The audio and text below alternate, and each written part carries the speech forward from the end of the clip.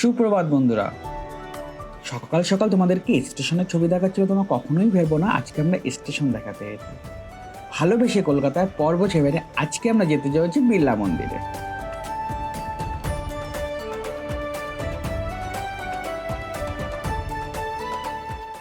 এই মন্দিরে যাওয়ার জন্য প্রথমে আমরা পৌঁছে গেলাম শিয়ালদাতে, আর শিয়ালদার থেকে সাউথ লাইনের ট্রেন ধরে আমরা পৌঁছে যাব বালিগঞ্জে। তো বন্ধুরা, আমরা বালিগঞ্জ স্টেশনে পৌঁছে গেলাম।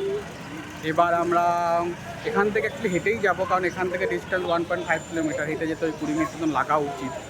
তো হেঁটে যেতে যেতে সৌন্দর্য উপভোগ করতে করতে লোকাল ভাই পিকনিকে আমরা যাব। আর এই আছে আমার এদিকে বিবেক, আর এদিকে আজকে আমরা তিনজনই যাচ্ছি। অনেকের যাওয়ার কথা যেটা পরীক্ষা ট্রিপে হয়ে থাকে, তো আলটিমেটলি আমরা তিনজনই পৌঁছাচ্ছি আজকে।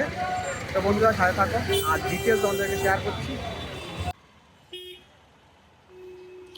তো বন্ধুরা, যেতে যেতে আমরা এই মন্দিরটি সম্বন্ধে কিছু জেনে নেব। এই মন্দিরটি তৈরি করেছিলেন শিল্পপতি বিড়লা পরিবার। এই নির্মাণ কাজ শুরু হয়েছিল 1970 সালে, আর 1696 সালে মন্দিরটির দ্বার উদ্বোধন করা হয়েছিল। এই মন্দিরটি সাদা মার্বেল পাথর দিয়ে তৈরি, যেটাতে রাজস্থানী শিল্পকলা খুব পরিমাণে দেখা যায়। এই মন্দিরটির দেয়ালে বিভিন্ন পৌরাণিক কাহিনী ও মূর্তি খোদাই করা আছে।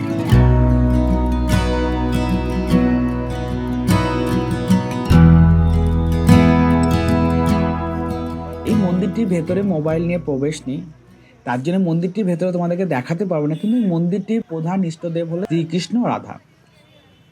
এছাড়াও এই মন্দিরে পূজিত হন দেবী দুর্গা আর দেবাদিদেব মহাদেব অর্থাৎ শিব।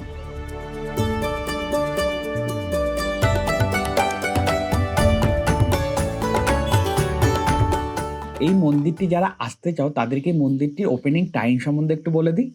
মন্দিরটি প্রতিদিন সকাল 5:30টায় খোলে আর বেলা 11টা পর্যন্ত খোলা থাকে, আর তারপরে বিকেল 4:30 থেকে রাত 9টা পর্যন্ত খোলা থাকে। আর সন্ধ্যা আরতি কম বেশি সন্ধ্যা 6টার দিকে হয়। তো বন্ধুরা, আমরা এখন বিড়লা মন্দিরের সামনে আছি, যেমন পেছনে বিড়লা মন্দির। আর এখানে তো ঘুরে আমাদের সত্যি ভালো লেগেছে। ইন্টেরিয়রটা খুবই সুন্দর, আর পুরো হোয়াইট মার্বেলের তৈরি। আর ডিটেলস তো পেলেই, আমার যেটা বলার সেটা তোমাদের সতর্ক করার যে এখানে কিন্তু বড় ধরনের ব্যাগ আনলে তুমি ব্যাগ নিয়ে এখানে এন্ট্রি করতে পারবে না।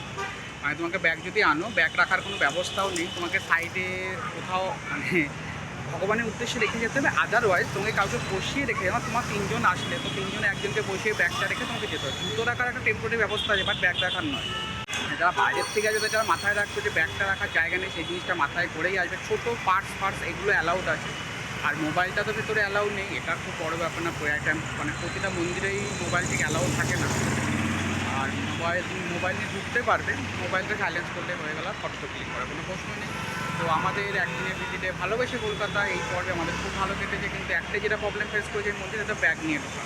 তো বাদ বাকি সব ঠিকই আছে, তোমরা চাইলে আসতে পারো, কিন্তু এই কথাটা মাথায় রেখে আসতে হবে। তো বন্ধুরা, আমাদের মতো ব্লগ আমরা এখানেই শেষ করছি। পরবর্তী ব্লগে আবার নতুন হচ্ছে, আবার দেখা হবে। তো ততক্ষণে ঘুরতে থাকো আর ভালো থাকো।